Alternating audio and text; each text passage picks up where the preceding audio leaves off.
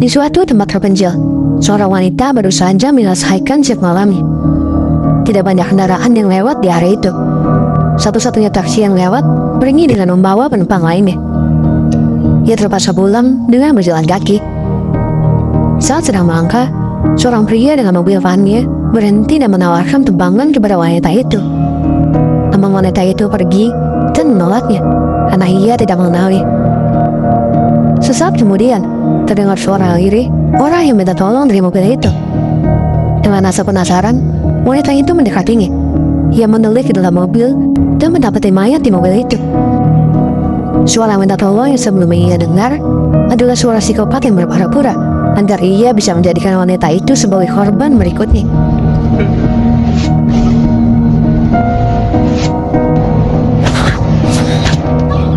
Psikopat bernama Dusik itu kan menatang polisi. Dengan licik, ia berpura-pura menjadi saksi yang menemukan mayat itu. Polisi percaya akan hal tersebut dan membuat Dusik terbebas dari tuduhan pembunuhan yang ia lakukan. Di sisi lain, seorang wanita cantik tengah bekerja sebagai customer service. Kyungmi, itulah nama wanita yang memiliki keterbatasan pendengaran itu. Ia merupakan wanita yang sarapan diri dan sangat tegas. Saat atasannya meminta salah satu dari customer service menjadi penjamu kliennya, Kyungmi mengajukan diri karena ia tahu bahwa klien tersebut akan merendahkan siapapun menjamunya. Karena Kyungmi tidak dapat mendengar, setidaknya ia tidak akan merasa tersakiti dengan ucapan tersebut. Kyungmi memiliki ibu yang juga tidak bisa mendengar. Sepulang kerja, Kyungmi menjemput ibunya dengan mobil. Mobil itu dilengkapi oleh pendeteksi suara yang mengubah suara di sekitarnya menjadi sinyal visual yang dapat dilihat oleh Kyungmi. Dibantu alat itu, Kyungmi mendengar suara dengan melihatnya.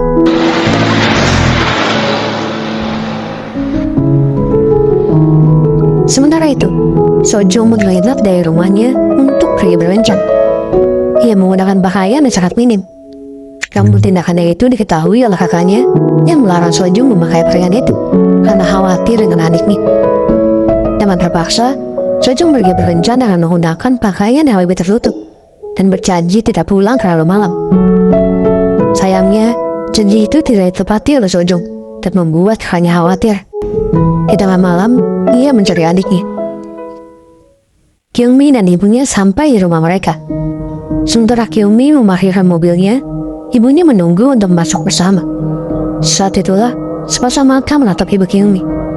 Ia adalah Dosik, seorang psikopat yang tengah mencari mangsa baru. Melihat seorang wanita sendirian, Dosik mendekati ibu Kyungmi.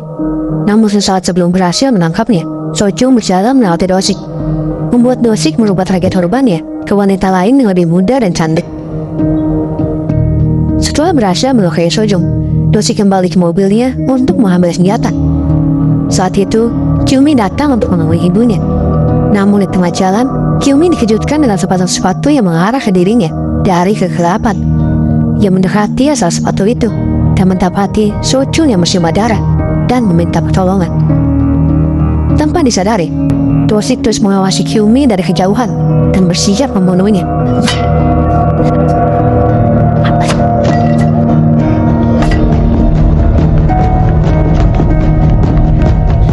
Terjadi perkelahian di antara mereka sebelum akhirnya Kyungmi berhasil kabur.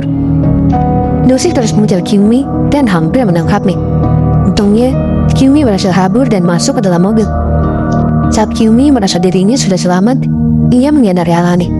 Pendeteksi suara terus bergerak, menandakan adanya suara di tempat itu. Ternyata, Dosik berhasil masuk dan mengancam Kyungmi dengan pisaunya. Kyungmi melajukan mobilnya dan menabrakannya ke dinding. Ia pun keluar dan berusaha kabur.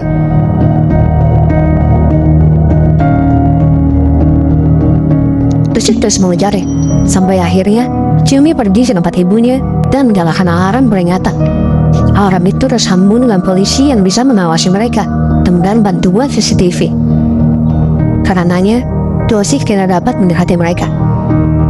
Dengan liciknya, Dosik mengganti baju dan melepaskan masker yang menutupinya, lalu kembali ke hadapan Kyungmi. Dosik berpura-pura menjadi orang yang baru saja lewat dan mencari adiknya. Kyungmi dan ibunya pun tidak menyadari bahwa Dosik adalah orang yang sebelumnya mengejar Kyungmi. Dengan lihai, Dosik berhasil meyakinkan Kyumi bahwa ia adalah Haka dari wanita yang sebelumnya diserang. Dosik meminta Kyumi untuk mengantarkannya ke tempat adiknya dengan tujuan membunuh ibu dan anak itu di tempat yang gelap.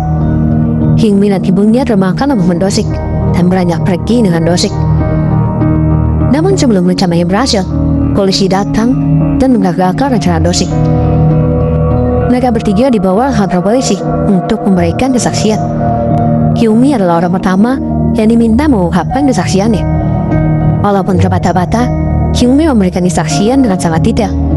Dosik terus mengganggu kesaksian Kyumi agar identitasnya tidak terbongkar.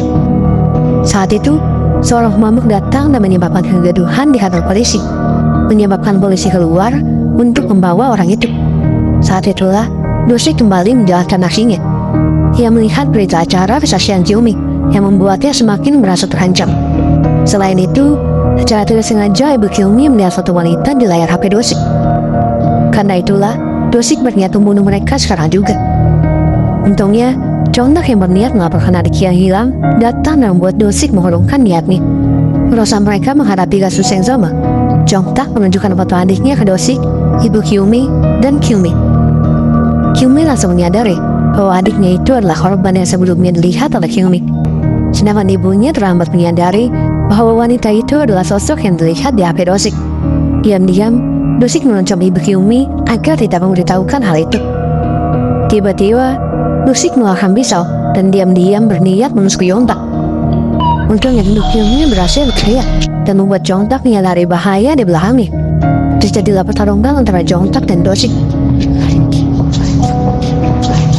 Walaupun dengan pisau, Dosik tidak berdaya melawan Jongtak. Jongtak memajukan Dosik dan balik menyerangnya.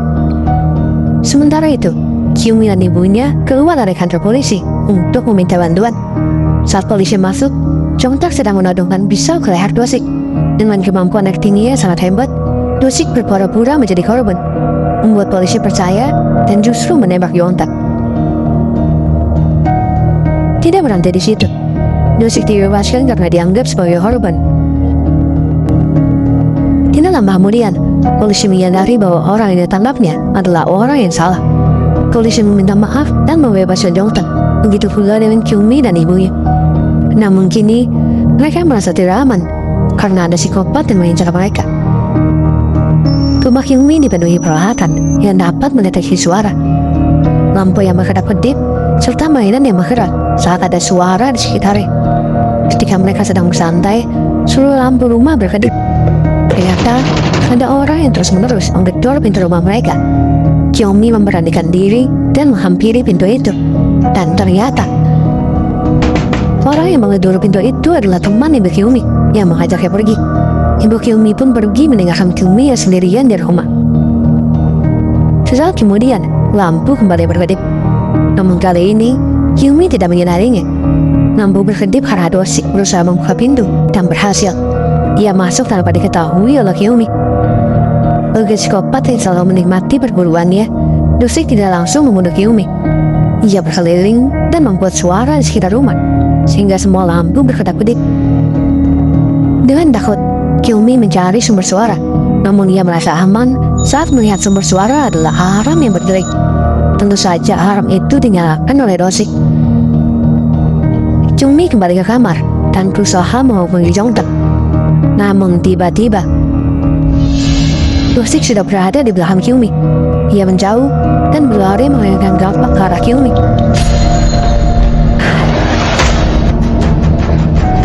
Untungnya, Kyumi berhasil menghindar dan mengunci dirinya di dalam kamar. Kyumi meminta bantuan pada Jongtak yang langsung berlari ke rumahnya. Ia juga meminta ibunya untuk tidak pulang karena ada psikopat di rumahnya. Namun saat itu, ibunya membalas bahwa dirinya sudah ada di rumah. Kyumi pun panik dan berusaha membuka pintu. Namun ia akhirnya sadar bahwa orang yang membalas pesannya adalah psikopat itu, bukan ibunya.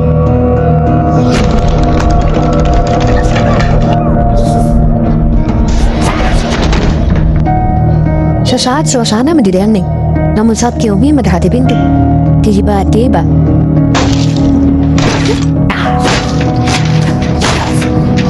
Dosik mengancam pintu dengan kapok. Karenanya, Kyumi terpaksa melompat dari lantai 2 untuk kabur. Saat melayang di udara, Dosik berhasil menangkap Kyumi dan mencambaknya. Untungnya Kyumi berhasil memperlahan dan kabur. Tidak serta-merta melepaskan mangsanya. Dosik berlari mengejar Kyumi. Terjadi kejar-kejaran di antara mereka dan juga diikuti oleh Jongtak. Dosik berhasil memunculkan Kyumi. Namun tiba-tiba, Jongtak datang untuk menolongnya. Dengan akal piciknya, Dosik memanfaatkan psikologis Jongtak yang mengkhawatirkan adiknya. Dosik memberitahu lokasi Sojong berada dan berkata bahwa adiknya tengah sekarat. Jongtak dilema apakah harus menyelamatkan Sojong atau Kyumi. Akhirnya, ia memilih Sojong dan meninggalkan Kyumi dengan psikopat itu. Ternyata lokasi yang diberikan Dosik adalah tempat Kyumi tinggal. Dan tentu saja, Sojong tidak ada di tempat itu. Sebaliknya, Jongtak bertemu dengan ibu Kyumi yang kini mengkhawatirkan keselamatan anaknya. Kyumi terdesak dengan Dosik yang menindihnya. Namun saat Dosik lengah, Kyumi berhasil mengabarkan pasir ke mata Dosik dan kabur darinya. Dalam rute pelariannya, Kyumi bertemu dengan Sojong yang berhasil keluar dari tempat ia disekap. Ia pun membantu Sojong untuk bersembunyi. Sebelum mereka kabur, Kyumi memberikan HP-nya agar Sojong bisa menghubungi Jongtak. Setelah itu, Kyumi pergi dan menjadi umpan agar Dosik tidak mendekati Sojong. Sementara Sojong menghubungi Jongtak, Kyumi kabur dari kejaran Dosik yang terus mencari. Hingga akhirnya, Kyumi sampai di tengah kota, tempat di mana banyak orang yang lalu-lalang. Dengan keterbatasannya, Kyumi meminta bantuan kepada orang yang lewat, namun tidak ada orang yang membantunya. Sebaliknya, semua orang takut karena pisau yang dibawa Kyumi untuk melindungi diri. Dosik kembali mengeluarkan aktingnya dan meyakinkan semua orang bahwa Kyumi adalah adiknya yang mengalami gangguan kejiwaan. Karena aktingnya itu, semua orang malah membantu Dosik untuk menangkap Kyumi, alih-alih menyelamatkan Kyumi dari psikopat itu. Dosik membawa Kyumi ke gang sempit dan gelap untuk membunuhnya. Untungnya, Jongtak datang di saat yang tepat dan menghajar psikopat itu.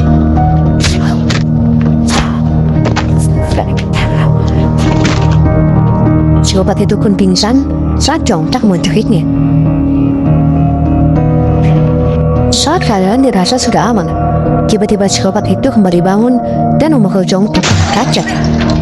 Jongtak kembali bangkit dan melindungi Kyumi dari psikopat itu. Merasa dirinya tidak dapat mengalahkan Jongtak, Dosik pergi dan menghadap targetnya menjadi ibu Kyumi yang kini sedang mencarinya. Kyumi dan Dosik pun berlomba untuk mencari ibu Kyumi. Sayangnya, Dosik lebih dulu menemukan ibu Kyumi dan mengajaknya ke tempat gelap. Namun sebelum itu terjadi, Kyumi berlari karena Dosik dengan pisau di tangannya.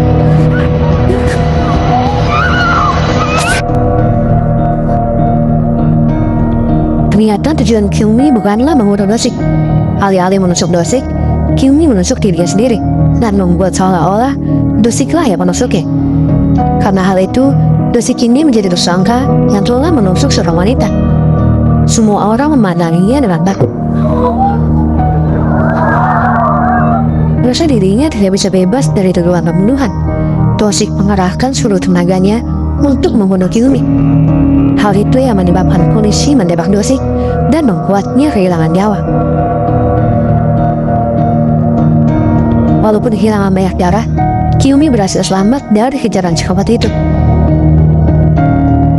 Setelah kematian Dosik, mereka pun hidup bahagia. Seperti biasa, like kalau kalian suka, dislike kalau enggak, subscribe kalau belum. Sampai jumpa di video yang lain.